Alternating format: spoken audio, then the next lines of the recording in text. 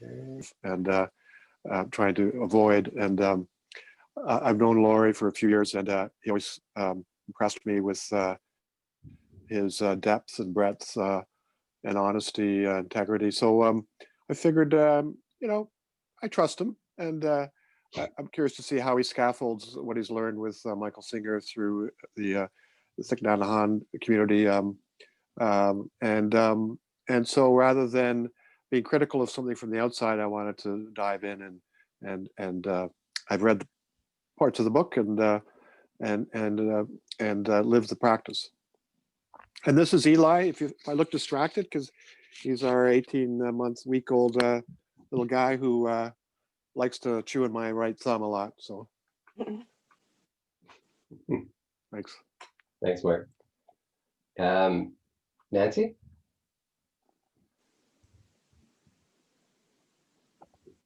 Oh, sorry, I couldn't find myself on the screen to unmute me.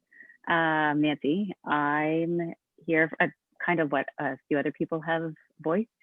Community is a really big part of it. I took an MBSR course earlier this year and found that sitting with the group once a week and going through everything, it made a giant difference in my practice. And I have a wonderful friend who I've seen morph into an even more wonderful person through practicing with Laurie and in her community. And I just wish to embrace a bit more of that and to learn to my inner voice and freedom. And I always hear George Michael singing freedom whenever I think of it. So hope to get all of that. Great. Thanks, Nancy. Rosemary?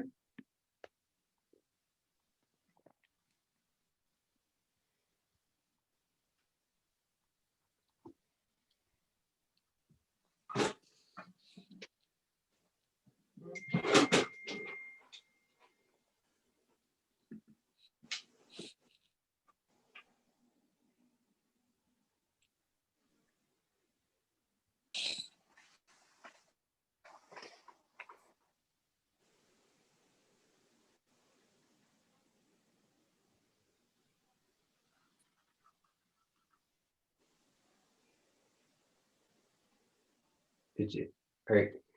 If you're on a computer, it should be on the lower left. Not sure if you're on a phone.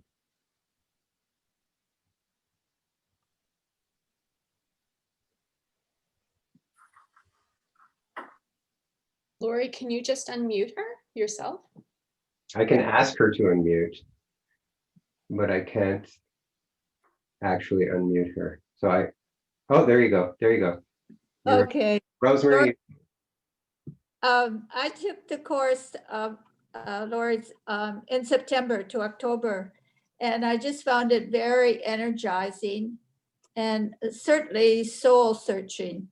And I want to do it again simply to go deeper with the practice because I got so much out of the first course.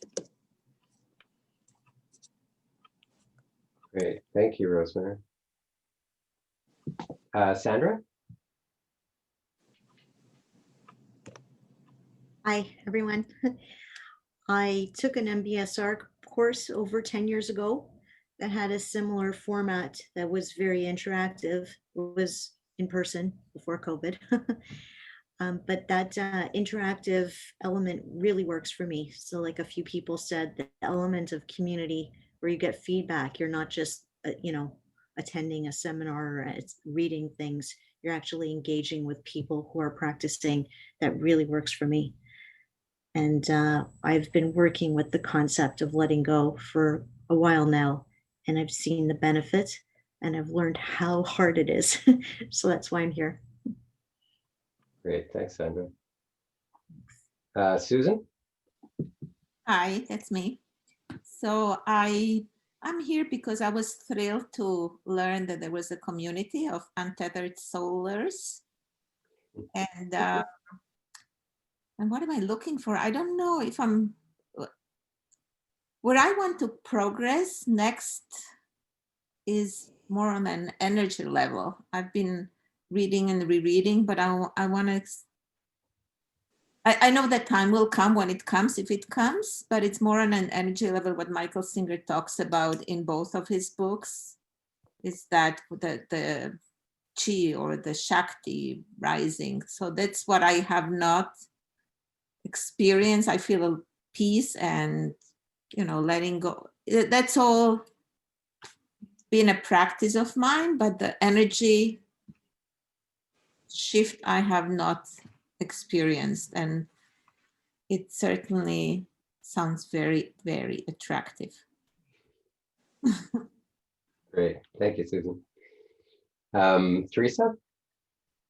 Hi, yeah, this is my second time taking this course with Lori, and I also took an MBSR course with him.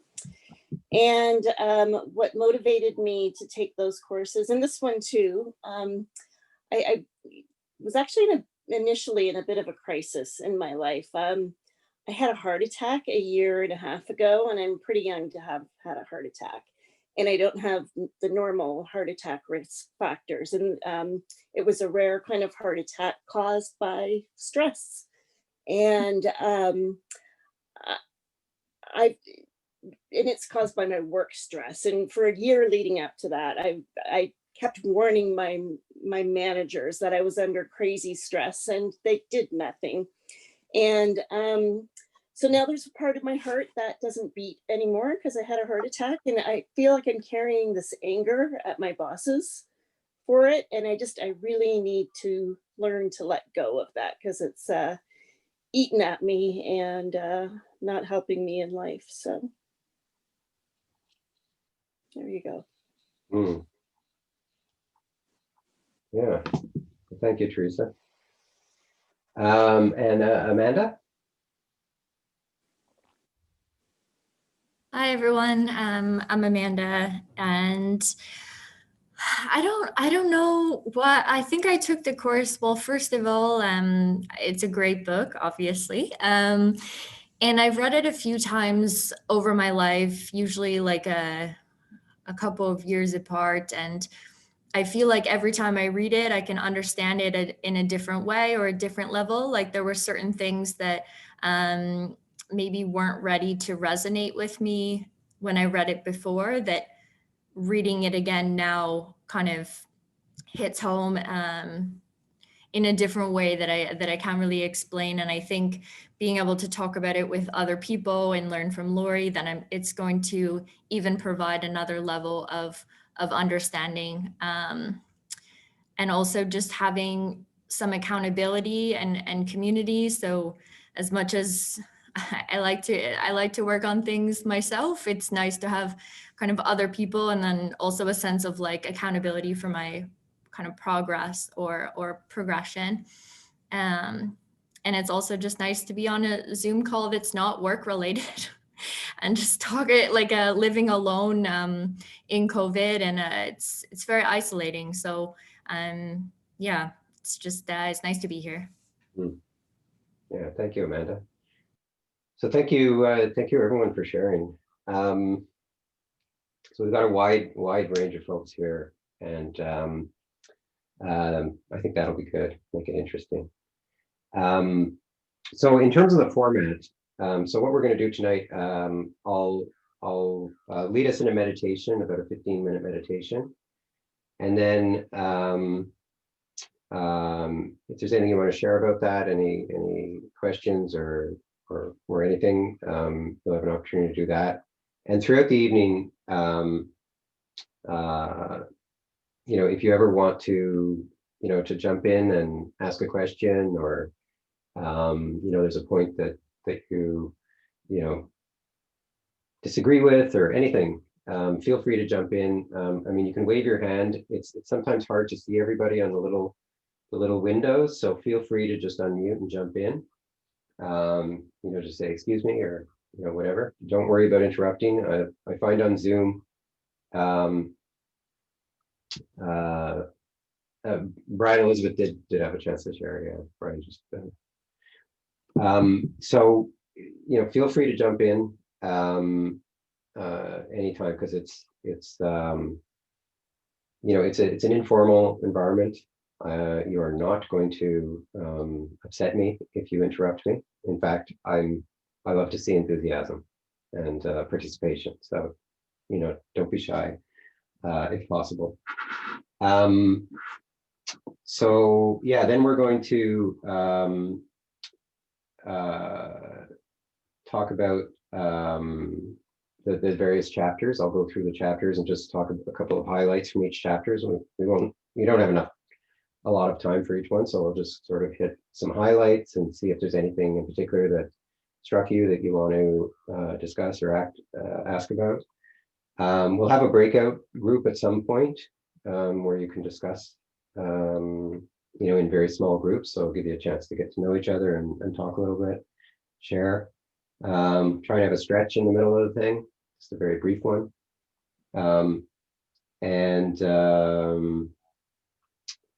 Then towards the end, we'll do a brief writing exercise. So hopefully people have a pen and paper handy. I did send out an email, but if you don't have a pen and paper handy, maybe you can grab it at the break. Or you can use your computer if you want. It's not a long writing exercise, it's just jotting a few things down that we're going to then practice through the week. And then we'll just go over the home practice for this week, because practice is very, very important for this. I think everyone understands that. And we'll end at 9 o'clock. So I like to end on time. So why don't we jump into the meditation? So I'm just going to mute everybody.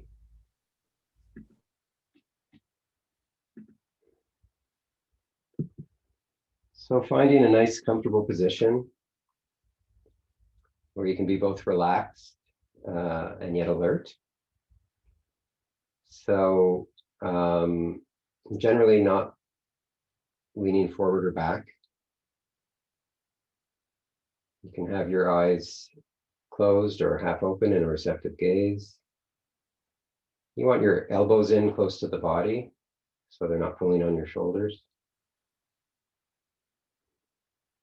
And perhaps stretching up towards the ceiling and then relaxing, allowing everything to hang off the spine.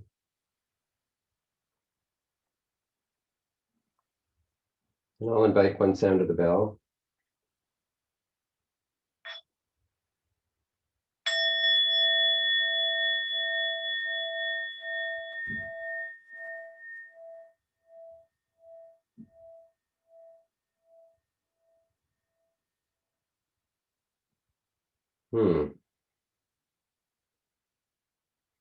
Allowing your attention to settle deeply into the body. Noticing sensation throughout the body.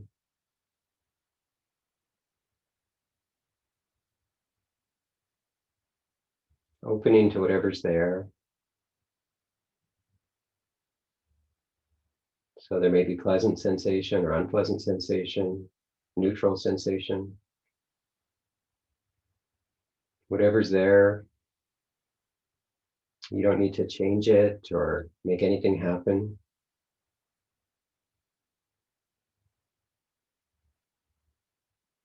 You can just explore whatever's there,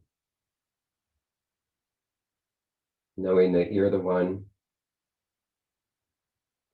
who notices the sensations in the body, who notices things in the background, like thoughts or sounds. Doing your best to let those things stay in the background. You may notice that they'll pull on you. The thoughts will pull you, try and pull you into them. So just releasing that pull to the best of your ability. Trying to stay focused on the sensations in the body.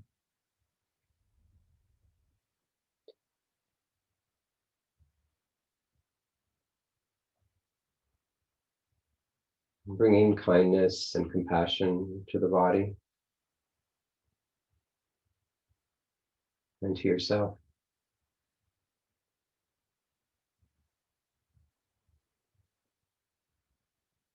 Giving yourself a metaphorical pat on the back for being here,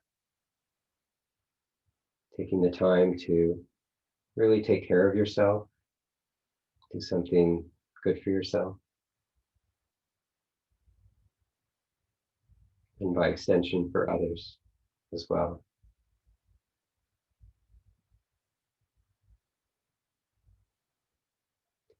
And noticing the breath, the sensations of breathing in the body.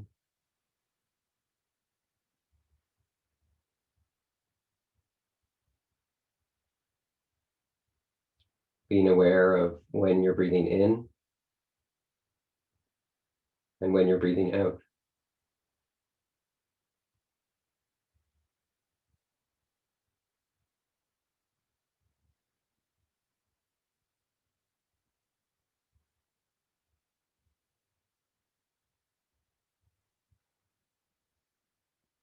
Noticing how there's an aliveness as you're breathing in, and perhaps some relaxation as you're breathing out.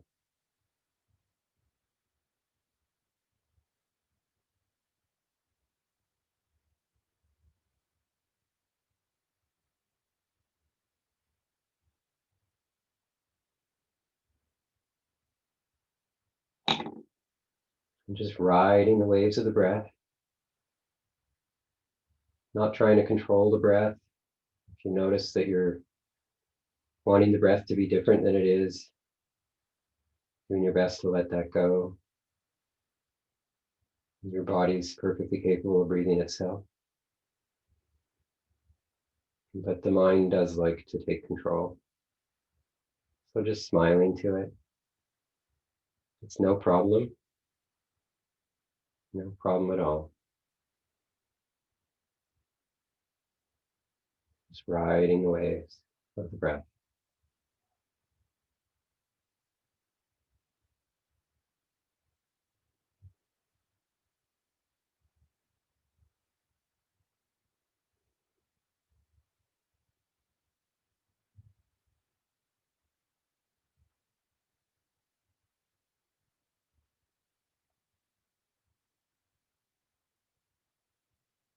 And you may notice in your experience that there's some resistance, some bracing, some wanting things to be different than they are. You may be experiencing restlessness or sleepiness, or maybe some pain or discomfort. Or there may just be unpleasant emotions. There may be frustration or irritation. There may be fear. Whatever's there, just notice if there's any resistance to it, and just relax. With each out breath, just allow the body to relax. And you, the one who's noticing this experience, relax. You don't have to make anything happen. You can release these thoughts that say that things need to be different than they are, that you'd like things to be different than they are, or that there's anything to figure out.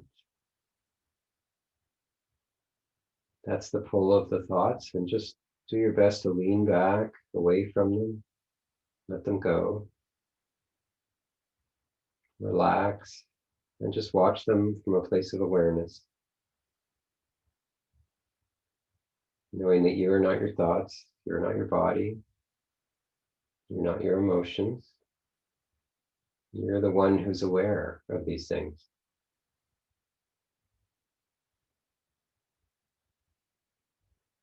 So just riding the waves of the breath.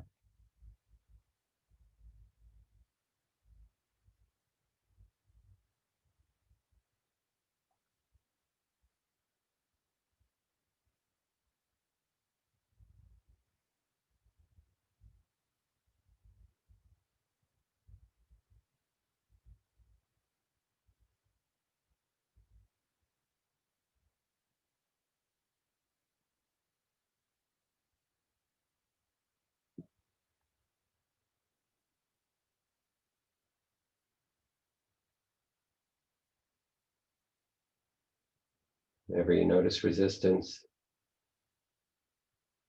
just relaxing,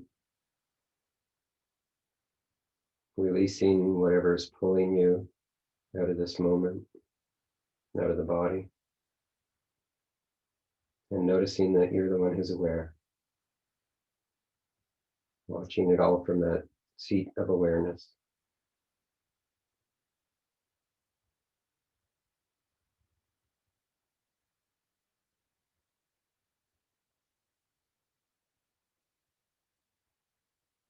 Not defending against any unpleasantness, but rather opening to it, wanting to experience it fully.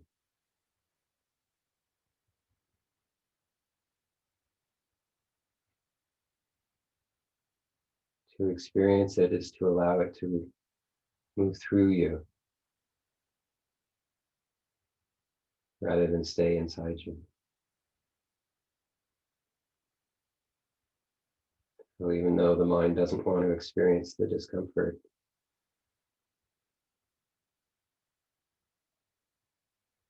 moving into it, letting it move through you.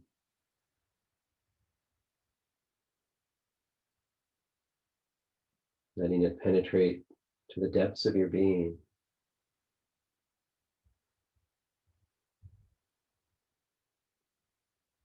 Might just be a small, very small discomfort, a small bracing, small fear, small bit of tension.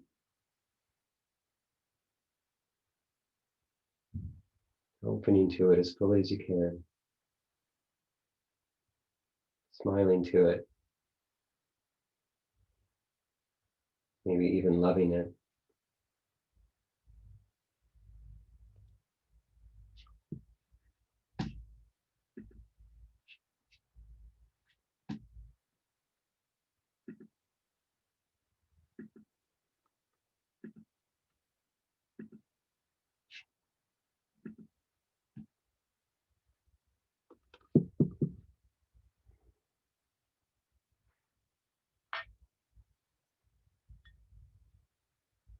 And now, with the sound of the bell, we'll bring this meditation to an end.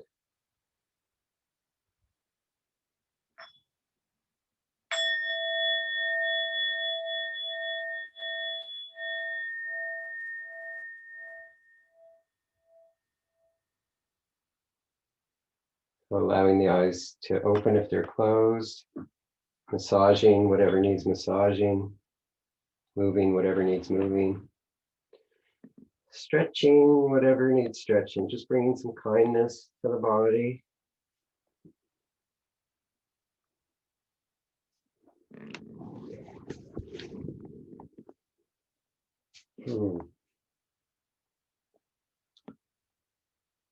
So I wonder if anybody has any questions around that.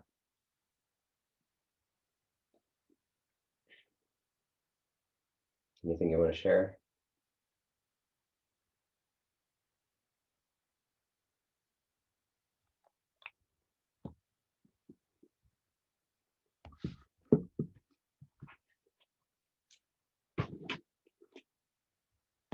I hope that was interesting, whatever your experience was. Even when it's not what you want, it can often be quite interesting. Okay, so why don't we dive into chapter 1 then? So chapter 1, the voice in your head. By the way, how many people had a chance to do the readings for this week, or at least chapter 1? Yeah. Okay. So chapter 1, the voice in your head. So you may have noticed that from time to time, there's this mental talk in your head that you didn't make happen, but it just sort of happens. And in fact, much of the time, this mental talk is going on. There was one study done that found that our attention is wandering about half the time, and that when it's wandering, it's not very happy. And if you take a close look at the voice, like if you actually observe it and see what is it saying, often it's just narrating whatever's going on trying to make us feel more comfortable with whatever's going on. It often will take both sides of an argument. It'll say, oh, I should do this. No, I don't think I should do that, but maybe I should do it because of this or not because of that. And really, what you'll notice is that this voice is not a really good guide for life, because it mainly comes from a place of fear and desire and just unease. And it's generally just trying to find somewhere comfortable to land. Basically, just helping us to be more comfortable with whatever's going on in our experience. It's sort of like this mental model. We take our raw experience and we try and fit it into our mental model of how we want things to be. And one of the key points of chapter 1 is that you are not the voice in your head. So we tend to identify with it, right? The voice talks, we hear this mental talk. The mental talk says, I don't feel like doing this. And so you don't do it because, hey, I said I didn't feel like doing it, right? But in fact, it's just a thought. It's just a mental event. It is not the true you. The true you is the one who hears the thought, right? The awareness, the one who notices. And so a big chunk of this course, that's kind of the main kind of thing, is not identifying with the voice in our head, recognizing it and going, I know you, and I'm not going to just believe you just because you say something, right? I'm not going to do it just because you say to do it. I'm not going to shy away from it just because you say not to do it. I'm just going to not pay so much attention to you and not automatically, think of what you say as my guiding light, if you will. So that's chapter 1 in a nutshell. Did anyone have any particular questions about chapter 1 or anything that struck them? Anything that that you want to raise now? Heidi, yeah. I guess what came to mind when I was listening to this was whether there's a possibility of transforming the voice in your head through spiritual practice. When you say transforming into something that is not, that is more aligned with your true self. Right. So it's interesting because I didn't assign the foreword. I don't know how people here read the foreword to the book. A really long time ago. The central theme of it is to thine own self be true. But Mickey says, but what do we mean when we say ourself? Right? Which part of us is the self? Right? And when you talk about your true self, what is the true self? Right? And this is a really deep question, right? And it's one of the key things we'll be exploring in this course.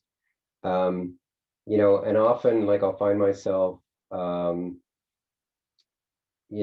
remember I was struggling with whether I should quit my job or not. And I'm thinking, part of me wants to do this, stay in the job and for whatever reasons. And then part of me wants to have more space in my life. And, which is the real me, right? I asked Mickey this question and he was very clear. He said, neither of them are the real you. Neither of them are the real you. These are all just aspects of our psyche, and we are not our psyche, right? We all identify with our psyche, right? We all say, oh, I like chocolate. I like nature. I don't like, people who do this, right? And we identify with these things, right? But in fact, these are just based on what's happened in our lives, quite often. And we had this good experience and we associate this with that good experience, so we like it. And we had this bad experience, and we associate blue hats with this bad experience with this person who used to wear a blue hat, right? Now we can't stand it when we see a blue hat, right? And this is not our true self. These are all the things that we're working to release, these past impressions or samskaras, or internal knots, whatever you want to call them, patterns of mind. So anyway, but I'm not going to tell you who you are, right? And this course is not about telling you who you are. It's about exploring, who am I, right? This question of who am I. So, and so Heidi, to answer the question in terms of transforming these things, yes, we are looking to transform them to a certain extent. What we're really looking to do is release them.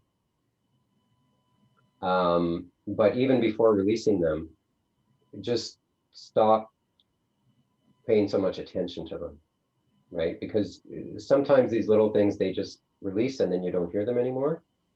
And sometimes they keep talking, but now you recognize them, or I recognize them, and they talk and I don't pay them any attention, right? They've lost their power. So we're definitely trying to make that happen. So that, and you can think of it as your lower self and your higher self. So we're trying to disidentify with the lower self and not be governed by the lower self, and instead be governed by our higher intentions, right? And it's totally up to you what those intentions are for you in your life. But the idea is that we want to get off autopilot, and we want to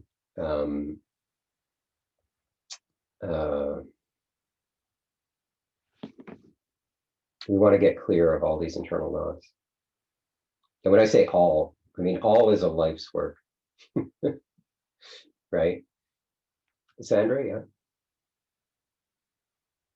I understand it's not just about the voice. It's also about the feelings and the emotions, and all of these are supposed to be viewed as events.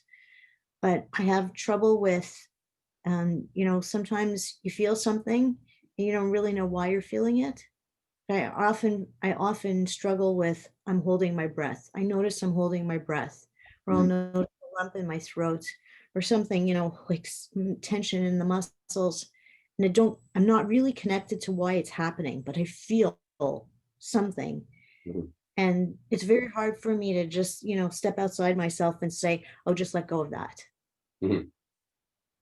I can do it more easily if I've got the voice chattering away, not so easily, but more easily. Yeah. I mean, the fact is that emotions are powerful.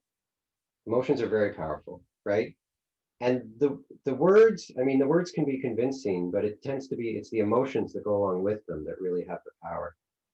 And as much as you can say, let's, you're the one who's experiencing them, you're the one who's aware of them, you're not them, you are experiencing them. And that experience can be really unpleasant, right? And it can also be really powerful in the sense of pulling on your attention and getting your attention to basically collapse on that emotional storm, right? Which also has thoughts in it, of course. So, so this is not easy by any stretch, not with a big emotional storm, right? And that's why we're going to be very focused on working with the small stuff, where we have a much better chance of not being overwhelmed by it. So,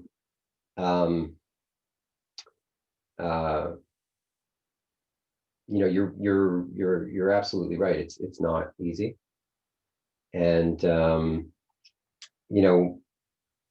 one of the things that we're going to be learning in the course is how do we mentally have a different perspective on this stuff, so that we can really have the motivation to stop defending against experiencing these unpleasant experiences, right? That's the heart, and it's that not defending against the difficulty, against the discomfort, is really the key. Mickey talks later on in the book about this idea of, you have a thorn in your room, and the thorn is touching a nerve, and it's very painful to touch the thorn, right? And it's really in there. It's not coming out with a little. It's, you know, you're going to have to work to get that thing out, and it's going to be painful to do that, right? So you can do one of two things. You can say, "Oh, this is really painful. Don't touch it. Don't touch it." You know, nobody touch it, and then you can live the rest of your life making sure your thorn doesn't get touched, right? And that's really the metaphor for how we actually live our lives, right? Which is we've got all these things inside, and we're trying to keep ourselves out of situations that trigger us, right? In large or small ways. But if we just pull it out, then however long or bad that pain is, once you get the thing out, it's out. And it's no longer running your life. And now you feel better, right? So it's hopefully reading the book and going through this course will convince you that you do not want to defend against, you know, against difficult emotions, against difficult sensations. You know, that doesn't mean you go and, you know, inflict pain on yourself. I mean, nothing like that. But it just means that we, you know, as John Kabat-Zinn says, you can't stop the waves, but you can learn to surf, right? So, you know, what I've really learned is that if I can stay in awareness and not defend against the discomfort when it comes, not defend against the fear, the anxiety, just the physical, like, you know, I have this like something like tension right in my heart area. And, you know, it can be really uncomfortable. And I sometimes I lie there at night because I have to sleep on my back now because of my back. And I have, so I don't just fall asleep quickly. And sometimes it's really starts to bother me and prevents me from going to sleep. And it feels really uncomfortable. And, you know, just opening to it, right? Not defending. And then it's hard to do. It's hard to do, but there's a joy that goes with doing it. The joy knowing that I am transforming my internal knots, right? I am transforming these blockages, these energy blockages, if you will, or whatever you want to call them, whether they're mental or emotional or energy, or I don't know, but I know that this is transformation. And so being able to just open to it and not defend against it is a wonderfully, like I feel like it, I feel a sense of accomplishment. And I feel a sense of like, you know, I'm doing this, right? I'm not running away from life. I'm not hiding from it. I am jumping into it, right? So, yeah. It's like in the Matrix where they say, do you want the red pill or the blue pill, right? This is the red pill. This is the one where you're out of the Matrix.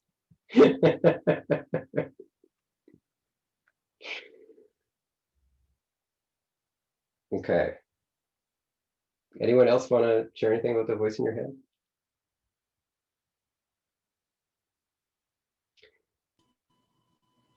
Okay. So the next chapter, actually, you know what? Why don't we do a breakout group now? And because the topic is the voice in your head. So the topic is, what's your sense of the voice in your head? Like, are you aware of it? What does it say? Is it helpful? Is it not helpful? Or you know, what do you think of this idea of the voice in your head? What's your experience of it?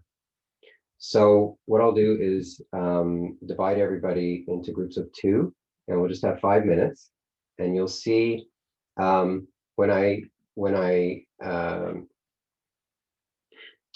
start this, you'll see it'll come up join breakout room. So you have to click on it to join the breakout room. And then when we're getting near the end, it'll come up that there's a minute left and it'll start counting down. And you don't have to do anything. At the end of the minute, you'll automatically come back into the main room. And when you click the join breakout rooms, your screen will collapse.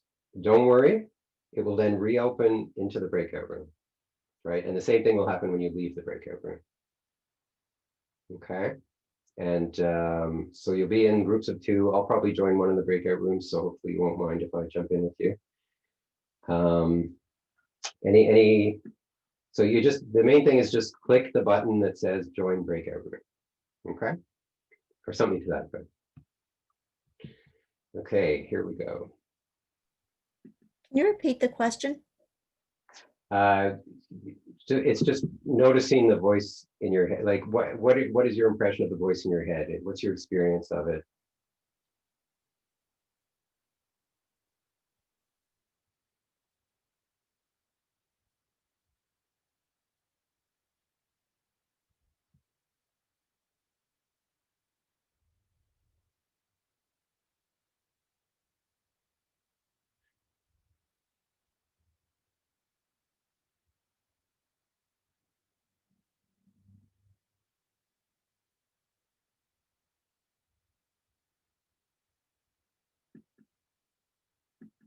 Being really, really cute to being a tyrant in about 3 seconds, right?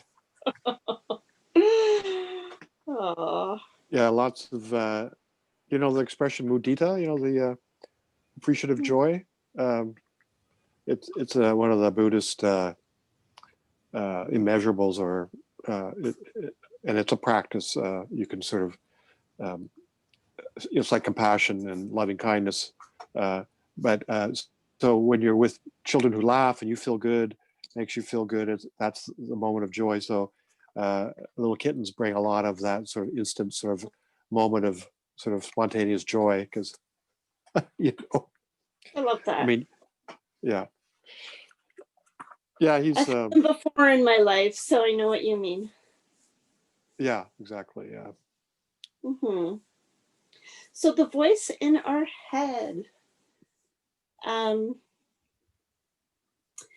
Yeah, it's interesting to study this and just be aware that it's not one voice, right? Like, Right. you know, and sometimes it's telling you very different things. And I actually kind of remember noticing this when I was younger, like, you know, days when you'd wake up feeling great, and then days when you'd wake up feeling crappy, and you'd have different perspectives on life. And I used to wonder, which one is really me? Yeah. So this kind of resonates with. Well, yesterday I was, we're having some family come stay for a few days, and so I was, you know, sweeping, vacuuming, and then washing our main upstairs floor. And in the midst of that, I never stopped being amazed at how many critical voices show up to judge my cleaning capacity. You know, could be my father or my mother, could be my partner, could be, you know, any number of people who have some opinion about how well I'm doing the job. And you know, I'm you know, I'm mystified by it, and I don't know the task, or a certain anxiety to get it done, and therefore everybody shows up to help you do that. So yeah, I you know, for me, there's different categories of these voices. You know, there's the judging voice and supportive voice. Less often does that show up unless you look for it. But you're right. Well, we're going to be just departing. And do you have anything else you want to say? Well, one thing that Lori said that stuck out to me was that our mind wanders about half the time. And Right. during those times, it's not necessarily, there's a sense of unease. It's not, so. That's right. Yeah, and I think that would be, those negative critical voices. And Right. yeah. I think, that there is some evolutionary hardwiredness to the benefit of having a voice that's being wary and being cautious and being, I've read Probably. that is part of where that kind of concern comes from. You're kind of watching over your shoulder because you're not sure when the next tiger is going to jump out of a tree, sort of.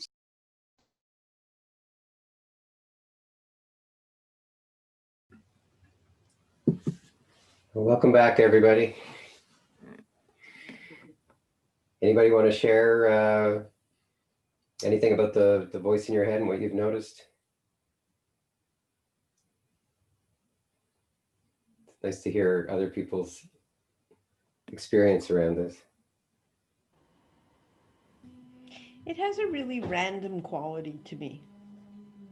Like the voice in my head, it's like sometimes I was saying, sometimes stuff shows up and I'm like, what are you doing here? I haven't thought of you in years and here you are. Are you trying to tell me something or whatever? Like there's just a randomness to some of it. And sometimes it's helpful because sometimes I think, sometimes it's a reminder of something that needs to be attended to that I've been, too busy. So, like that question, is it helpful or not helpful? Sometimes it's helpful, sometimes it's not helpful, but it's, when I focus on how random it is, then I can't take it that seriously. It's more entertaining than worrisome. Mm-hmm. But it's really, there's a lot of it. That's the thing. Thanks, Heidi. Anyone else? I would tend to agree with what Heidi is saying about it being random. I'm very aware of my thoughts. I make a point of being aware of my thoughts, and I find that there are times when something will just show up from the past, like when I was a kid, or a person will show up. Lately, I've had a person showing up in my thoughts that has nothing to do with my life, really. I know the person. The person is an acquaintance, but time and again shows up, and it's a mystery. It's just a mystery sometimes.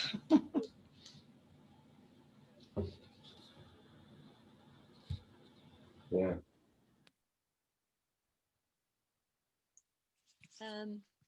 I notice, in addition to the randomness, that I can often be triggered in very recognizable, familiar ways. My husband can trigger me, for example.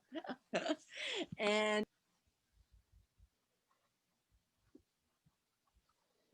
Oh, you muted yourself, Elizabeth. yes, okay, I'm back. And so I react in a predictable way that comes from something in childhood.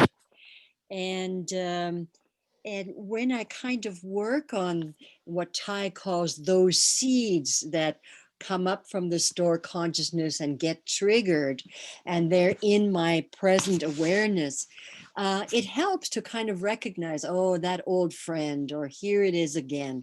And so I noticed that my thoughts come in certain packages that are very familiar. And when I can label them, I can tuck them away until there's a more convenient time to look at them and say, oh, here it was again. And here's the material that I'm working on. I'll continue to work on. So I see both. I see regular themes and I see randomness. Thanks, Elizabeth. Teresa? Yeah. You talked about you're not the voice in your head, even though you identify with it. I remember becoming aware of the voice in my head and the different voices in my head when I was younger. You know, some days you see the world with rose-colored glasses and other days less so, and then points in between. And I remember wondering to myself, like, which perspective is me? You know, like, which is the real me? And, you know, and through this class, realizing, oh, none of them are me. Okay. You know, and anyways, it's just kind of resonating with things I used to think about in the past. Questions I raised. Yeah. Yeah, thanks, Teresa. Okay, so it's 8 o'clock. I guess we should move on unless someone has a burning question or burning thing to share. Okay, so why don't we move into chapter 2 then? Your inner roommate. So you know, Mickey talks about this idea that there's a part of us that can have a problem with anything, right? And that when a problem, you know, when there's some sort of disturbance in our mental space, our tendency is to say, what should I do about this? Right? But rather, he asks instead to ask, what part of me is being disturbed? What part of me feels disturbed, right? So what he says is that the idea of what should I do about this is basically saying, oh, this is important and I need to figure it out, right? And so you can look at it as getting caught in content. And obviously there's some content that we need to deal with, right? You know, you know, we get a phone call that our child is, you know, is sick and needs to be picked up, or, you know, something bad is happening. Obviously we need to deal with that. But quite often it's just the voice in our head going off. You know, somebody said something to us and now we're all in a kerfuffle, or you know, this, you know, you can't get to sleep and your thoughts are going round and round, or whatever it is. So instead of saying, what should I do? Say, what part of me feels disturbed? So in other words, to lean back into that seat of awareness and just notice that, you know, there's this emotional storm, if you will, or this thought storm. And I don't have to pay attention to it, right? Because I recognize that it's just mental events. And he says the big notice, the big teaching in this chapter is to differentiate between external problems and internal problems, right? Or outside problems and inside problems. So because what we tend to do is we tend to say, well, this is going on outside, right? This happened at work. This person said this to me. You know, whatever's going on outside makes us feel good or bad. And we say the reason I feel good or bad is because of what's going on outside. So the way to deal with these feelings is to fix what's going on outside, right? And we just sort of get into this, and you know, the book goes into great detail about this, how we're constantly reacting to what's going on outside, whether it's making us feel happy or unhappy. And we think that our happiness or unhappiness comes from what's going on outside. But actually, if you look closely, you'll see that when you're in a really good headspace, all sorts of things can happen outside and they don't bother you at all, right? And when you're not in a good headspace, the slightest thing could be not quite the way you want it, and it's terrible, right? It's terrible, and I cannot deal with this, right? So this, you know, what's going on the inside is really the ultimate goal, if you will, right?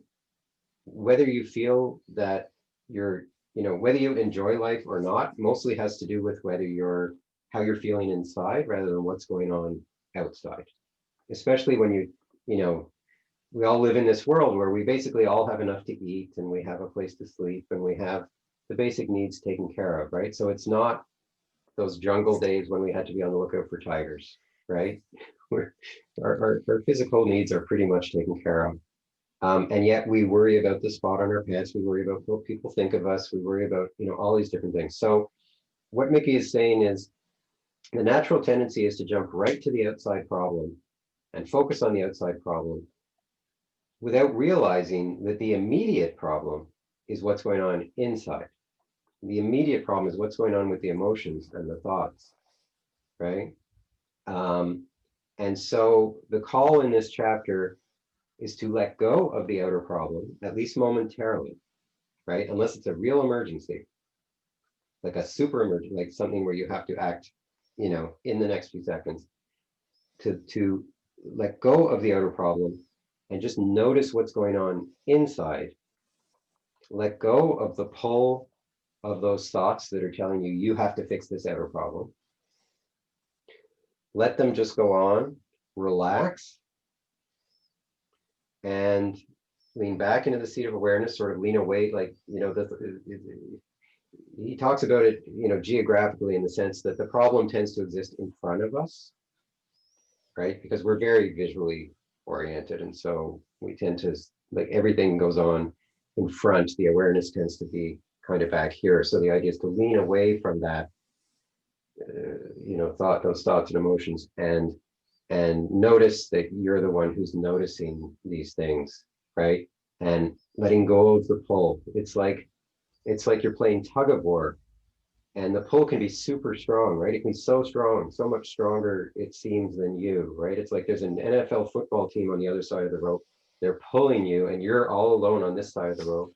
And you're thinking, I can never resist these people, right? But we have the ability to let go of the rope. No matter how strong the pull, we can let go of the rope, right?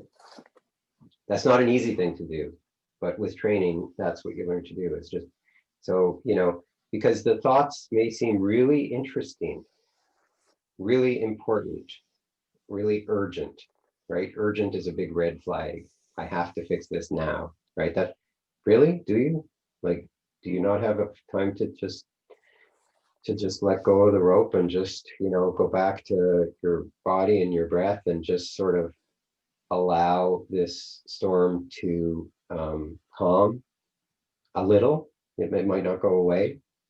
It might, you know, you're not trying to actually, and this is the idea of not defending, right? The idea isn't to make the storm go away. The idea is to experience it, to let it all the way in, right? Mickey says the mind is the place that the soul goes to hide from the heart. And what he means is that when the emotions start getting strong, that we don't want to experience them. And so we go into the mind. Let me figure this out. Let me figure this out.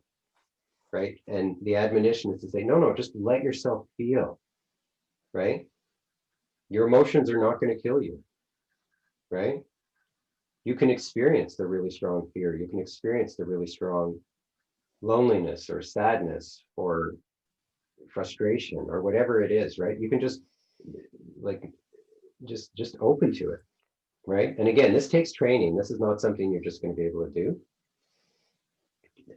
That's why we really have to practice with the small stuff, right? We're not going to jump right into the Mozart. We're going to start with the scales, because you're not going to be able to play the Mozart if you've never touched a piano before, right? Yeah, he's saying this. The first thing to do is to notice, oh, my mind wants me to focus on this outer problem.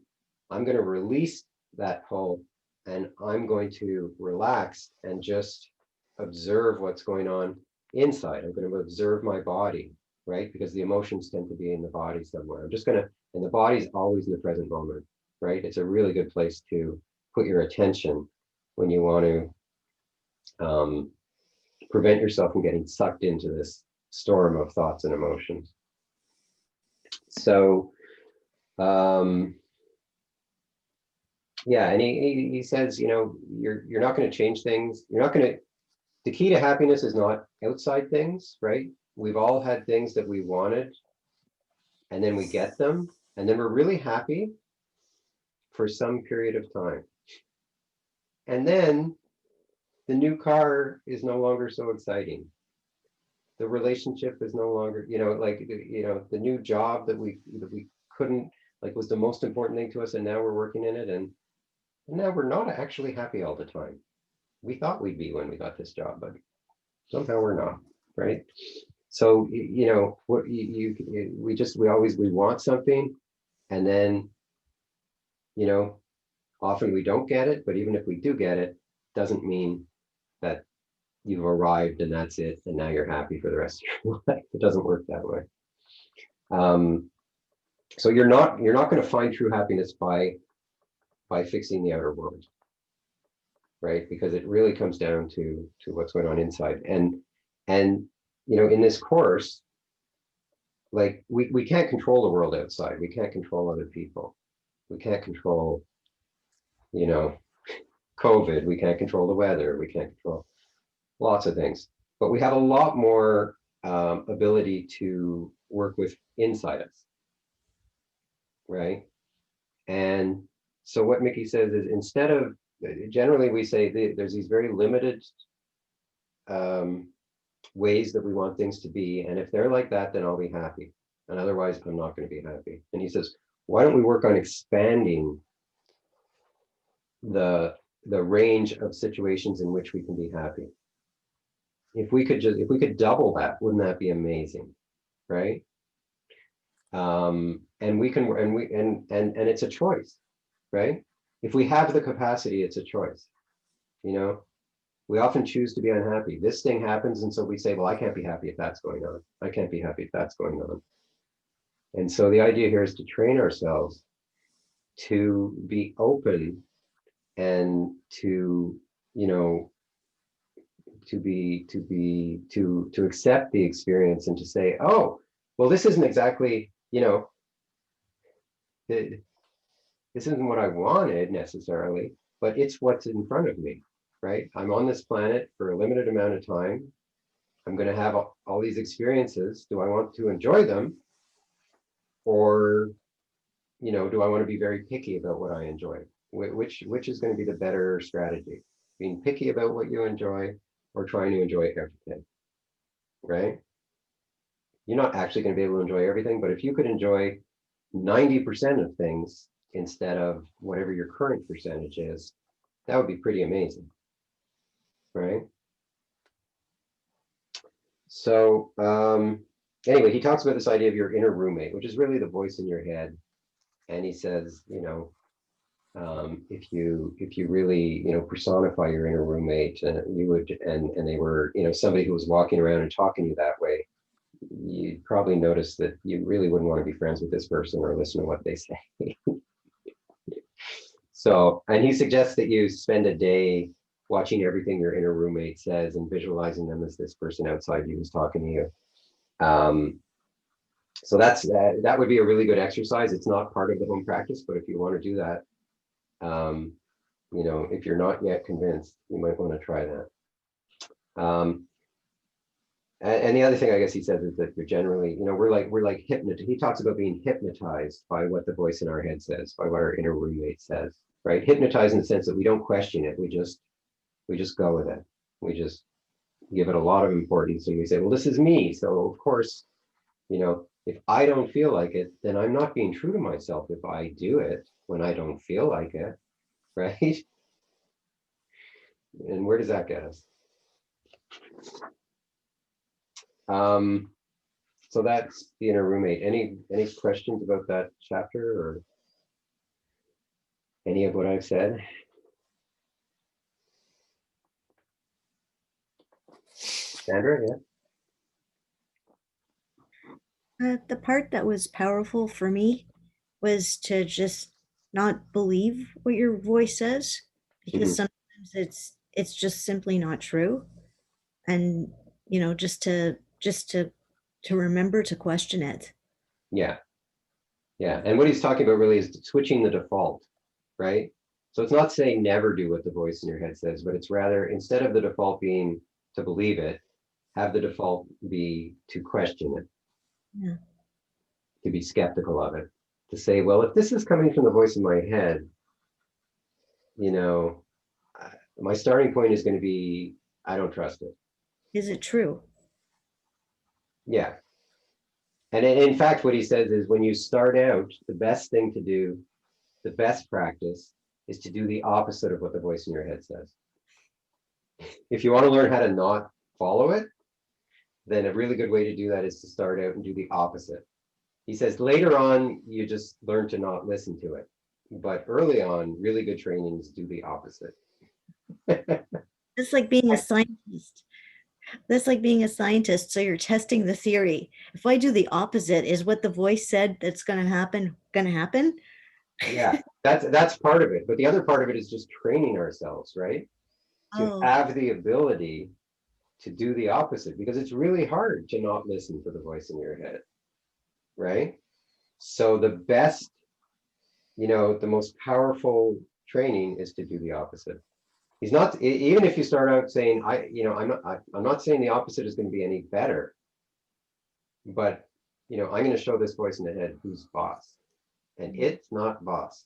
It's not the boss of me. I'm going to do the opposite, right? So, yeah, Laurie. yeah, And it's also, I was just thinking, it's also about doing the opposite of all the positive qualities, all those things you think are so great about yourself. yeah, This is not just the unkind mind too. It's noticing that kind mind isn't you either. right, right. Yeah. Well, and also often it's not an aversion, it's a craving, right?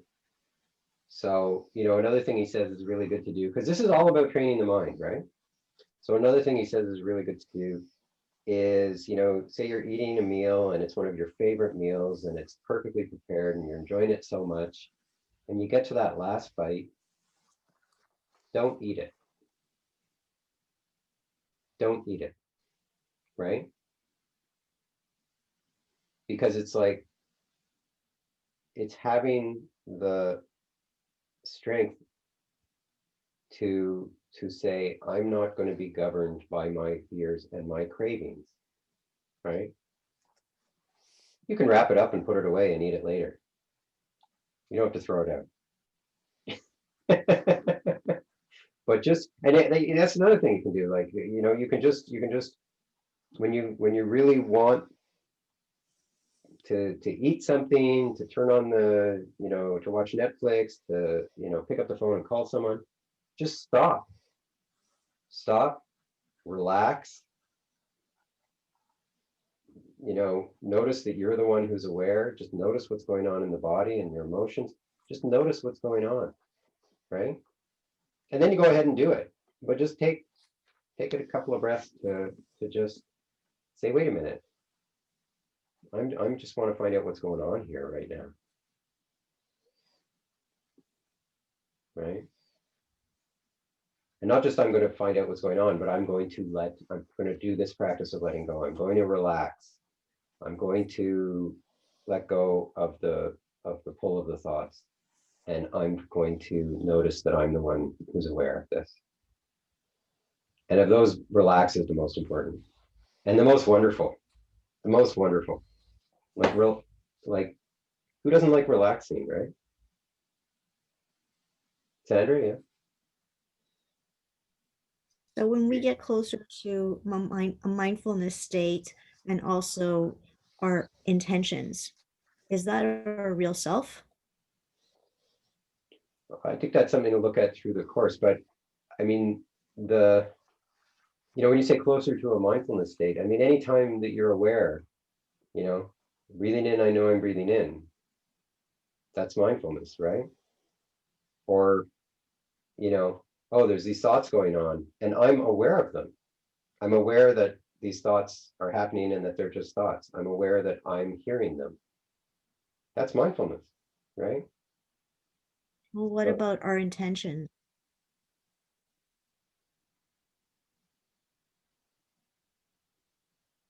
In what sense? Oh, sorry, I think it froze. Oh, It- you mean just you know, noticing your intention, or? No, I'm saying if you have, deep intentions about the way you want to live your life and do things, is that your true self?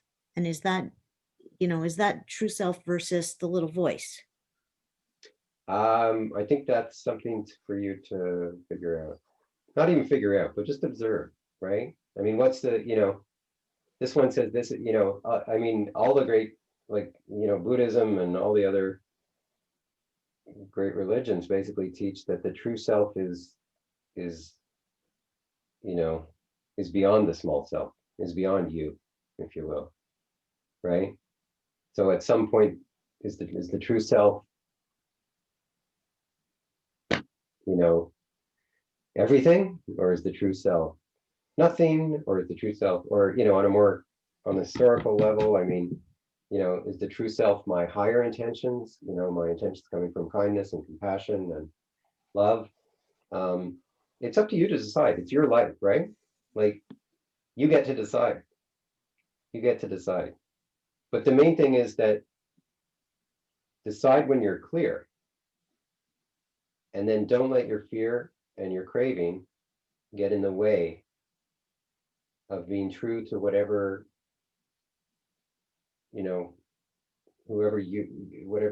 however you want to be.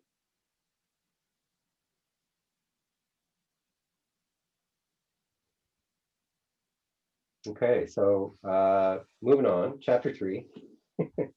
I'm just aware of the time, so I'm not meaning to rush or anything. And if anyone wants to, maybe we should just take a quick stretch.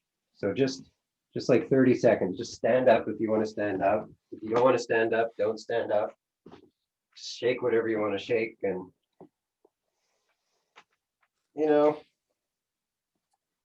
enjoy being in a different position. And then whenever you're ready, just coming back to your seat.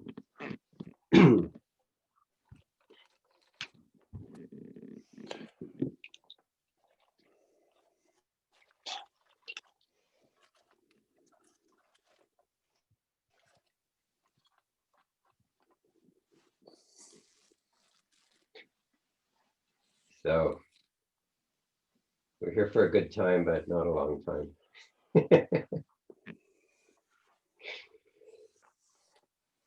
So chapter 3, who are you? Who are you? So we've already talked about this a fair bit, that you're this idea that, obviously you're not your name, you're not your body, you're not your profession, you're not your relationship, you're not your work, but rather you're the one who's aware. And as Mickey says, I am the one who sees. From back in here somewhere, I look out and I am aware of the events, thoughts, and emotions that pass before me. So anytime you're aware that you're aware, right? I know that I'm aware of my out breath. I know that I'm aware of this thought, right? Anytime you're experiencing that, that's the seat of awareness. And basically we want to be in the seat of awareness all the time. Taken to its limit, you want to be in that seat of awareness even while you're dreaming, and even while you're in a dreamless state. Now that's a pretty, like, that's a very high state. But the point is to practice being in the seat of awareness throughout the day, right? Laura, Yeah. how often can you be in the seat of awareness? Like if you're Me? really practiced at this? Yeah. Like me? Yeah. Like versus those of us whose minds wander all the time and go into that would be me. I mean, I'm not concentration is not my forte. Okay. So when I'm working on a spreadsheet or something like that, I'm lost in it. I'm just, there's nothing exists but this spreadsheet, right? I've trained myself pretty well that when I'm, walking around the house, when I'm taking a shower, when I'm doing something where I'm not really, where my thinking mind is not, my intentional thinking is not engaged, I'm pretty good at being aware. I'm pretty good at being aware as I'm lying in bed at night. But yeah, once I get into thinking work, I pretty much lose it. And in terms of being aware while I'm dreaming, twice in my life I've been aware while I was dreaming. It's really cool, but don't worry about it. Nice. But the point is just to practice being aware, because it's a lot easier to practice being in the state of awareness. It's a lot easier to practice noticing what's going on in your experience when there's nothing much going on than when there's some, emotional or mental disturbance, right? Then it's harder to move into the state of awareness. So, when we talk about practicing with the small stuff, you can even practice with the no stuff, right? That's a really good place to start. Lori, can I ask a question? Mhm. I find recently in the mornings when I'm walking my dog, I have this, because my dog needs a longer walk first thing in the morning. I have this pull about like wanting to enjoy being outside in nature and being in the present moment, but then also feeling this sort of low level anxiety about wanting to get home and start my list of to do. And I just recognize that as soon as I feel that like anxiety, then I kind of get, I feel anxious and I'm outside and I should be enjoying this. I'm in nature. And so I'm like, okay, I'll focus on my breath, or I'll focus on my feet. But it just occurred to me, is that distraction? Like, am I now using mindfulness like to distract myself from the anxiousness, or am I overthinking this? Like, because I always do feel better when I'm more focused, like when I remember Right. an anchor. Right. The short answer is you're defending, the discomfort arises, Yeah. and then you want it to go away. Yes. You're defending against the discomfort. 100%. So when you in your mind, you're trying to fix the problem, right? You're like, I have a problem. This is my problem. I'm going to fix it. This is how I'm going to fix it. Right. So instead, what Mickey suggests is you notice that that there's anxiety there. You notice that there's these thoughts that want to fix it. So relax. Realize there's nothing to fix. There's no problem here. This is just an experience. Release the pull of those thoughts. Just bring your attention. You don't even have to bring your attention anywhere in particular. Just release the pull of the thoughts. You can put your attention wherever you want. And notice that you're the one who's experiencing this. Just watch it from the seat of awareness, right? Oh,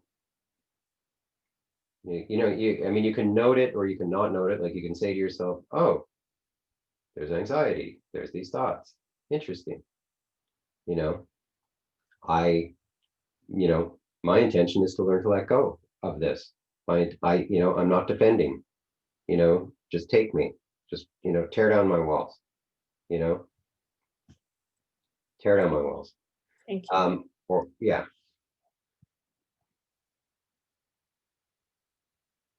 So every time you notice resistance, every time you notice defending, relax, release the pull that's telling you need to fix this, and lean back into the seat of awareness. And maybe this is a good time to just go over this. And I'm going to share with you after, I'm going to send you an email after the class with a link to a Google Drive. You don't need to have a Gmail account to access it. Anyway, there's going to be these guided meditations, and then there's also going to be your home practice for the week. There's going to be a summary of the book, which is it kind of looks like this. So it's kind of one page per chapter, and it's got The red is the practice, and the green are sort of some key points, and then black is the other stuff. Anyways, when I first read the book, the lawyer in me said, in law school, all book exams are open book, and it's all about how good a summary you have. So this is my summary of the book, which I have read over and over and over again, and it's amazing how therapeutic that is. Anyway, so that's there. And the other thing is this, how to let go, right? And this is sort of a distillation of Mickey's method. So he mentions all sorts of things throughout the book about how to actually practice this relax, release, lean back. So this basically goes through it. Of course, before you can practice it, you have to notice, oh, there's resistance. Oh, I'm defending, right? Oh, there's this mental storm. So you need the awareness, the mindfulness to say, oh, this thing's going on, and oh, what do I want to do? Right, I want to practice relax, release, lean back. So if you've gotten that far, you are 95% of the way there. Okay, give yourself a big pat on the back for that. And then it just goes through what it means to relax, release, and lean back. And so the idea that you relax the body, and you also relax, like you, the one inside who thinks you need to do something, relax, right? And just you can as part of this, you can reframe. You can I'm on my bike and there's a car that's in my way, and frustration comes up, and I want to and I'm like, "Arr!" And then it's like, oh, right, relax. And often it starts with me saying, oh, right, this is a perfect opportunity to learn to let go, right? And I can relax, and I can say, thank you, car who really doesn't know how to drive, for teaching me to let go, right? So that's relax. And then release the pull, the pull of the thoughts that are trying to suck your attention into it so that it collapses, and then you're just in it, and you're just like, I have this problem and I'm fixing it, right? I've got to figure this out. I've got to make this stop, right? Whatever it might be. So releasing that, and then leaning back means leaning back into the seat of awareness. So leaning away from, if you just lean back a little, it's a great little sort of Pavlov's dog kind of trigger to say, oh yeah, right. And then you can do something like ask yourself, who notices? Or what is having this experience? Sandra, yeah? What happens when you meet resistance in yourself despite your best intentions? Oh, you will meet resistance. That's what this resistance is. Like, if you look closely enough, there's resistance in almost every moment, right? If there's no resistance, then you're totally relaxed. If there's no resistance, you're actually in a really good place. But much of the time, what I notice is that there's a subtle sense of unease. There's a subtle sense of like unsatisfactoriness, if you will, right? And this is why I reach for the chocolate. This is why I want to watch Netflix, right? I mean, resistance to doing the technique. Despite my best intentions to let go, when I face that choice to release, resistance to doing it. Oh yeah, that'll be, yeah. So, I mean, what's going to happen, it's sort of like, one of my teachers, Ken McLeod, he says, practice is just one failure after another, right? Because we have this ideal that says, when a disturbance comes up, I'm going to notice it, and then I'm going to practice relax, release, lean back. And then the resistance comes up, and I notice it, and I say, I don't care. I need to fix this problem. Right? Failure. That's what I'm talking about. Yeah. So as soon as you realize that, at some point, it may be the next day, maybe that evening, at some point you'll be like, oh, yeah, my mind really got the better of me. the voice in my head really got the better of me that time, right? My patterns really got the better of me. Interesting, interesting. Next time I will try and do better, right? That's what they call wholesome regret. As opposed to, I'm no good, I'm never going to be any good at this. That's what they call unwholesome regret, right? So it's just you will fail over and over again. And the main thing is get back up and keep going, right? Knowing that this is just what the practice is like, right? I'm terrible at concentration, but I'm really good at smiling to my constant failure, right? And when I can smile to my constant failure, life is so much better. It's so much better, right?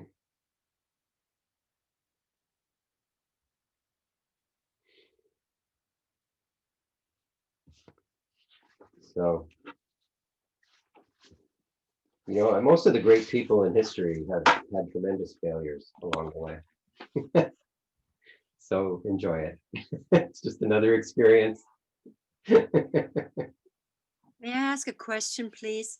Yeah. Is the seed of awareness something more than mindfulness? Not really, but Mickey is looking at it from a particular perspective.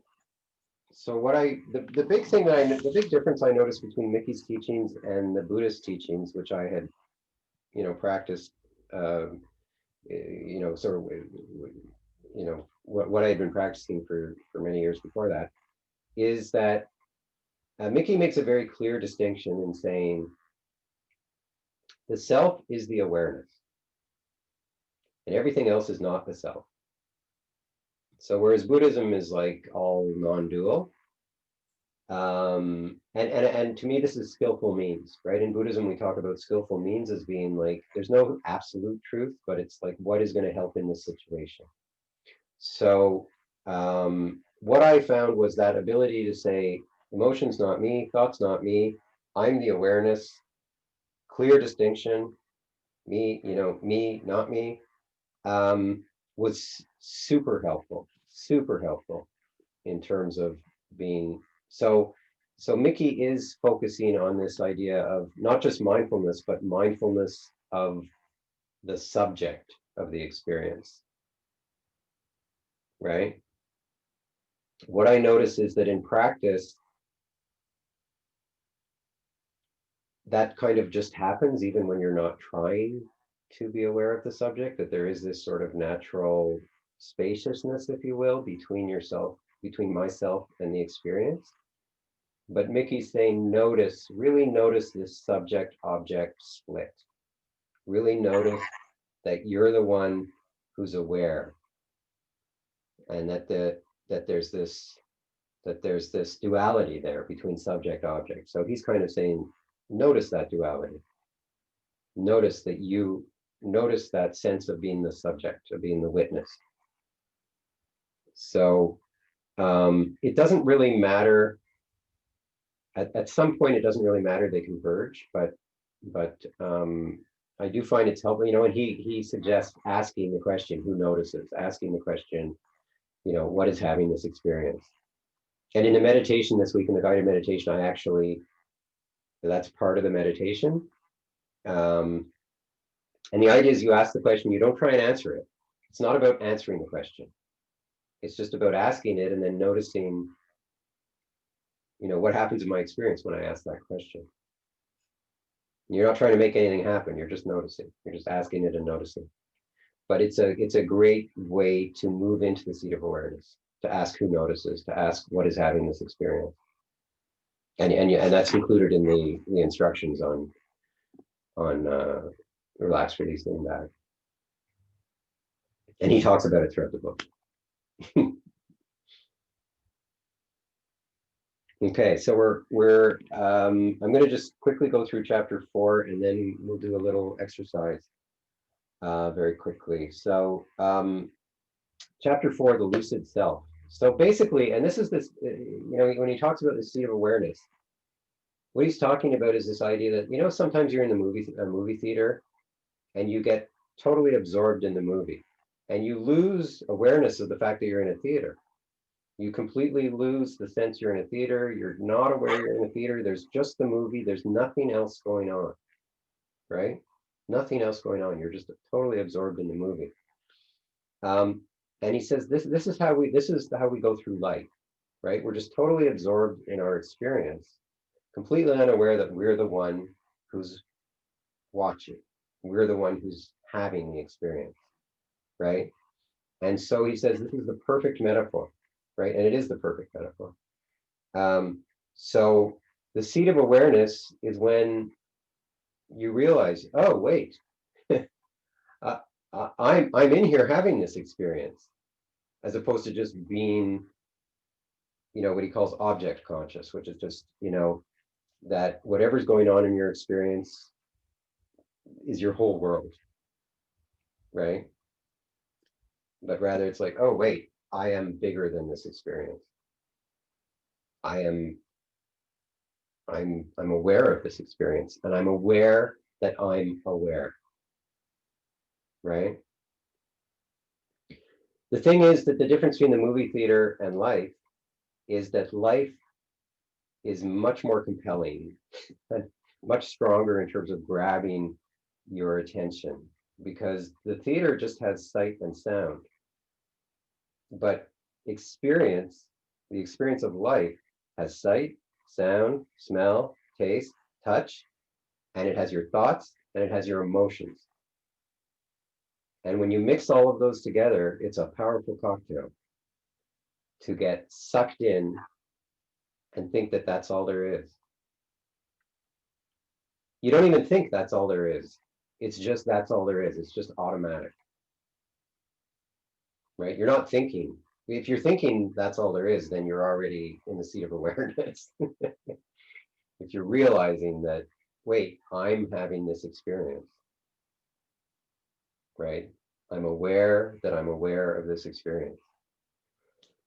So so when he says the lucid self, he means the lucid self is the one who is aware that you're in the theater, that I'm seeing these things, right?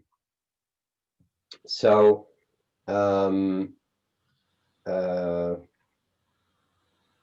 Can I ask you something about that? yeah, sure. Because I'm under the impression myself that when I get into a movie, let's say, and I lose myself, okay, really, I've lost myself in the movie because my attention is just on the movie. I've often thought that that's a good thing, because then I've turned off the mind chatter. Like the mind chatter is not happening because I'm focusing on something. So is that a good thing, or like, because and I'm not even aware of awareness either. Mhm, It's mhm. kind of like I'm totally lost. Yeah, yeah. It's not a question of being good or bad, right? So, you know, that can be a really enjoyable experience, right? And certainly time tends to fly when you're absorbed in the movie, right? And when you're absorbed in the movie, you walk out at the end and you're like, wow, that was a really good movie. So it's not a question of being good or bad. It's more a question of being aware or unaware, right? So there are situations where you may be on autopilot, you know, but you're going through this wonderful experience. So who cares if I'm on autopilot, right? I mean, the just because you're on autopilot doesn't mean you're not going to you know, there is this concept of flow, right, these days, which is where there's no, you're just complete, you just are the experience, right? And that's kind of what being absorbed in the movie is like, where, you know, sports stars talk about, you know, they were just, there was no them, there was just the ball and the movement, and there was just, you know, this, anyway, there's a lot of, this idea of flow is out there a lot these days. It's not about being good or bad. It's just understanding the concept, right? And it's just, what he's saying is, you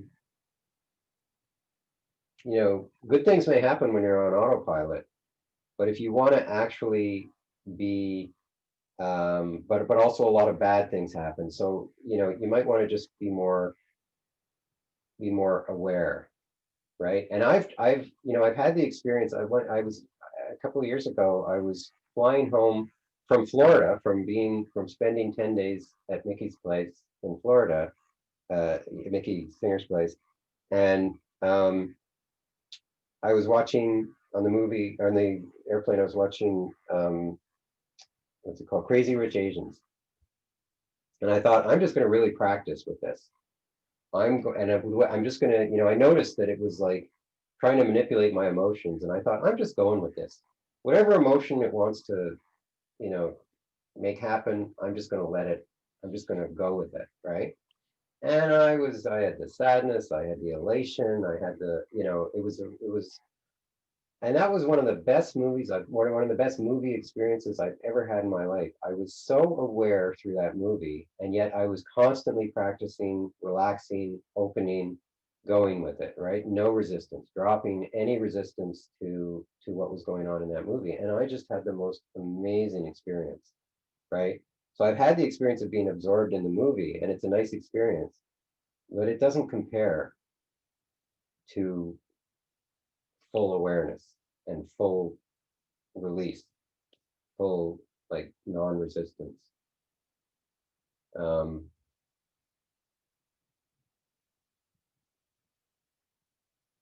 I've had the experience. Anyway, I won't go on because we gotta move on. But you know, I think that what Mickey's, you know, the main thing is, can I enjoy this experience? And what can I do to enjoy this experience? And if it's already an enjoyable experience, great, you know?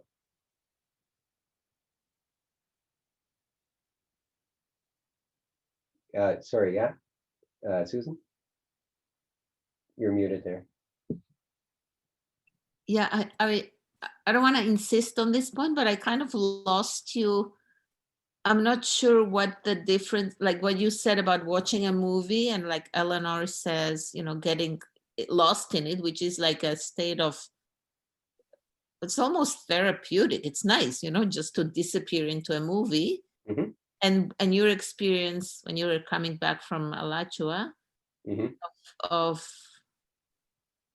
of getting lost in it, but being aware. I kind of lost you there. Can you just explain that again? I was practicing through the movie, right? I was just practicing noticing resistance and dropping it, and allowing the heart to play its tune, as he would say.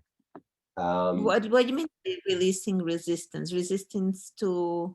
Well, that yeah, that's the whole course, right? That's the whole, like, really learning to release the resistance is what we're practicing.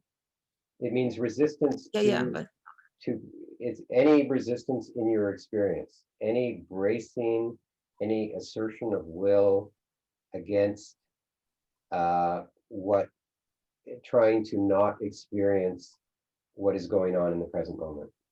Okay. Yeah. Mm. Because you know, I constantly resist what's going on in the present moment. But like if I'm watching a movie, I can't, like, I hate violent movies. So if somebody is in the movie stabbing somebody and the blood is splattering, is that what is resistance? So you're saying I'm just gonna resistance it's an internal thing, right? So that may be that may trigger resistance, right? It may trigger thoughts and emotions that are uncomfortable, and then you resist them, right? And I'm not saying consciously, right. So what you were doing is just whatever resistance was there, you just went with it, like right? gave in. Okay. I'm noticing the resistance, and then I'm practicing relax, release, lean back with it. Okay, got it. Thank you. Yeah. Okay, so we're going to do a very quick writing exercise. So grab your pens or pencils and piece of paper. So the idea here is that, as I said, we're going to start out, and actually the whole course, we're going to try and work with small stuff. And the hardest part is noticing when there's a disturbance, right? Noticing, oh, I'm resisting this, and so I'm going to practice with it. So it's really good to have in your head just a couple of things that that happen to you somewhat regularly, that cause a very small disturbance. So the idea is, if you think about, you know, the worst thing that's ever happened to you, the thing that's upset you the most in your life, and that's a 10. So, and we're talking about a 10-point scale. These are things that are a 1 or a 2. And not only a 1 or a 2, but ideally they're things where there's nothing to fix on the outside. So this idea of outside, outer problem, inner problem, you know, you're walking down the street, you see a friend across the street, you yell at them, hello, and they just keep walking. And then you're like, what just happened? Why didn't they say hi? Did I do something wrong? Should I call them? I don't know what to do. Da da da da da. Maybe it's, you know, and so your mind starts. But there's nothing to fix. You don't need to do anything, right? You really don't need to do anything. Or you're behind, you're driving and there's a slow driver ahead of you and you can't get around them and you're stuck. There's nothing you can do, and it's bothering you. You're like, why are they driving like that? I have to get da da da da da, right? So again, that's a problem where there's nothing to fix. The only thing to fix is the fact that you're so disturbed, right? Eventually, this guy or woman person is gonna turn, or you're going to get to your destination, or whatever's going to, or it's going to go into 4 lanes, whatever. Eventually, it will fix itself. You don't need to do anything. Or you notice, you know, you're planning to go for a walk and you look outside and it's raining. There's nothing for you to, you can grab an umbrella or whatever, but it's raining. You're not going to fix that, right? So the idea is that many of the times we're disturbed, there's nothing to fix. Right? So the only problem is the inner disturbance. And Mickey calls this 100% benefit, 0 cost, right? Letting go is 100% benefit, 0 cost, because there's nothing to fix. So, it might be, you go somewhere and there's a lineup, right? There's nothing to do but wait in line and enjoy waiting in line to the best of your ability, right? So, what I want you to do is just spend a couple of minutes writing down, just small things that bothered you in the last few days, or that tend to bother you, or that bother you.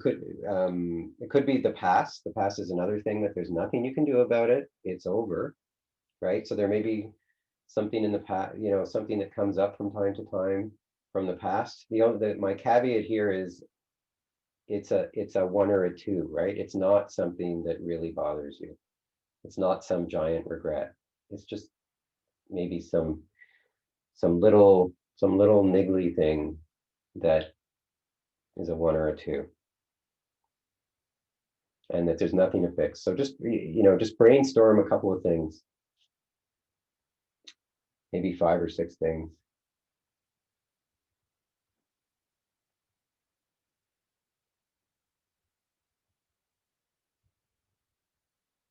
It might be like something that a friend of yours does or your partner does.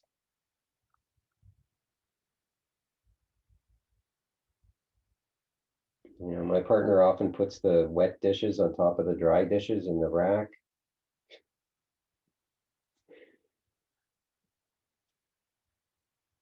Maybe it's the way they dress or some mannerism.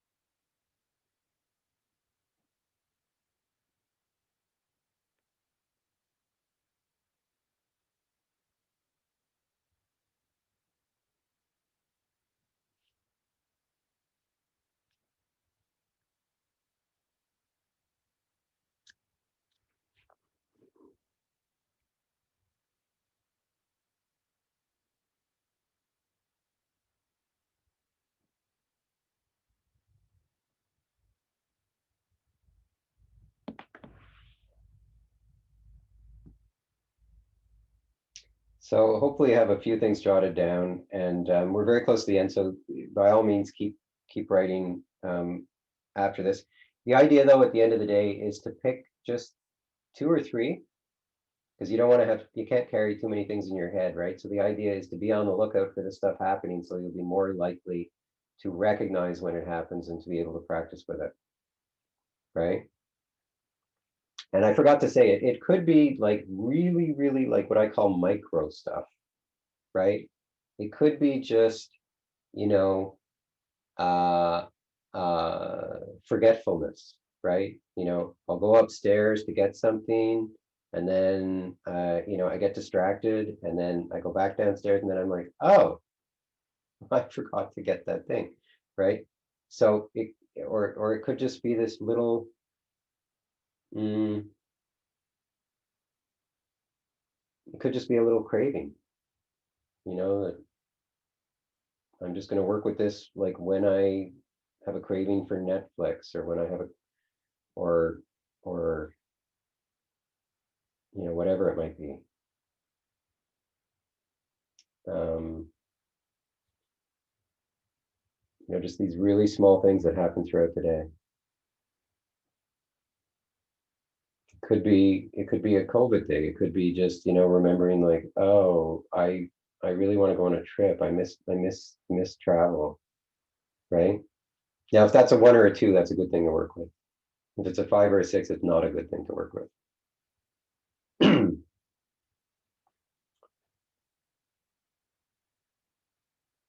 But there's lots of COVID stuff in terms of just wanting things to be different than they are.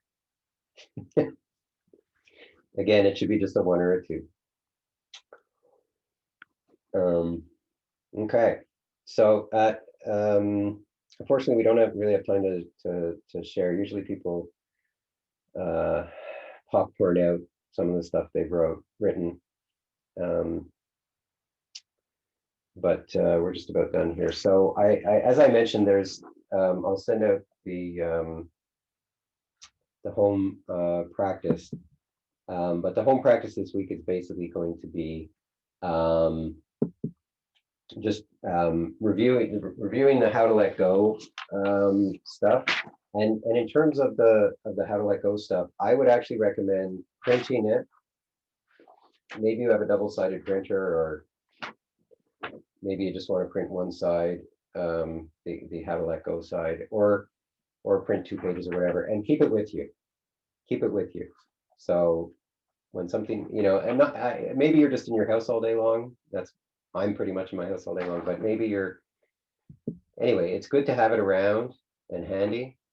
And when something comes up, you practice and you just notice, oh, right, you know. So, I mean, it's awkward at the beginning, but it's really useful to actually have this with you.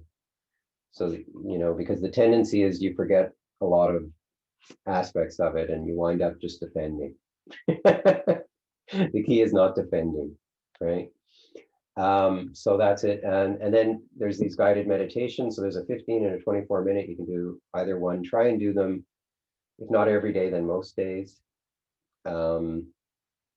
You can do other ones if you want, but the key thing is that these emphasize noticing resistance and then relax, release, lean back. So you want to really be doing that when you're sitting.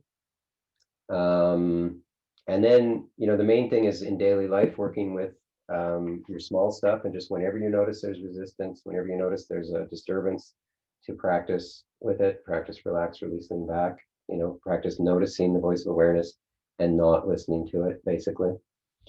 And then just a couple other little things, just noticing the voice in your head while you're showering. So no extra time, it's just notice the voice in your head while you're showering. And just a number of times through the day, practice noticing that you're the one who notices. So this just practicing seat of awareness when there's nothing in particular going on. And that's about, and then doing the reading. We'll do the next 3 chapters the next class, so doing that reading. So as I said, I'll send a link to the folder that has all this stuff. And just enjoy the practice, you know, enjoy whatever happens, right? And when you notice that you're not enjoying it, relax. No problem. There's no problem. Whatever happens, no problem. Right? And feel free to email me if you have any questions. And I look forward to seeing you next week at this time. And if you have any questions now, I'm happy to stay, so I'll stay. And I'm happy to take whatever questions you have now, if you like. And to everyone else, have a wonderful week. And thank you very much for coming tonight. Thank you. Thanks, Lori. Thank you. Thanks, everybody. Thanks, Lori. Thank you. Thank you. Have a nice evening. You too. Oops. That was good, Lori. Just two of us. No, it's listen. So I did this whole thing of changing midstream. Right? You mean your career? Or? No, my spiritual practice. Oh, your spiritual practice, right, right. You know, like, so I spent a whole time of, you know, watching the knower, the awareness, and then, you know, got involved in mindfulness, which is more of the Buddhist practice. So it's so interesting to look at the two of them because, you know, John redefined his definition of mindfulness at a certain point, and he said that it's the awareness that arises from paying attention. But when people first start out in an MBSR, it's all about managing attention, you know, and attention being like a pipeline. So yes, you totally focus your attention, you fill up that pipeline, and then thoughts don't spill over into ruminating thoughts. So it's you know, it's a good way of dealing with anxiety and stress and blah, blah, blah. But it's like, it's just a level, you know? Yeah. And it's not that, like my teacher used to always talk about pure free forever. Like, what is that? That the self is not bound by conditions, any kind of condition. Yeah, yeah. I mean, And that's a big place to jump into. yeah, and you know, and we don't like Mickey's course, Mickey's book and his teachings. I mean, he basically, I think he actually has a wonderful way of approaching it, which is focus on your lower self, focus on, you know, all these patterns of mind that are telling you to, you know, that are pulling you down there, and practice letting them go. And he says you can never, you can't kind of reach towards, you know, cosmic consciousness or God or whatever you want to call it. He says you can't really sort of aim yourself in that direction. He says you basically back into it by working with the lower self and cutting, you know, releasing the lower self, releasing. And he says as you do that more and more, at some point you just naturally drift up, and you just naturally, and you don't need to look there, you don't need to, like, you know, try and be awareness or anything like that. And that's why he calls it the untethered soul, right? Because it's all about cutting the tethers, or releasing the tethers. And I find it's the perfect mirror, and in that sense, it's the same practice in a way as Ty's practice of living each moment deeply, right? Because Mickey says drop the resistance, and Ty says, you know, experience this moment deeply. And they're the same thing. When you drop the resistance, then you experience the moment deeply. What is the only thing preventing you from experiencing the moment deeply is your resistance, right? I had a moment today of that. I met with a friend of mine from Kulu. One of my friends from Kulu is here. She came back because her mother's 92, and we went for a walk. And I haven't seen her for, you know, goddamn ever, but we met and we went for a walk, and, you know, we're talking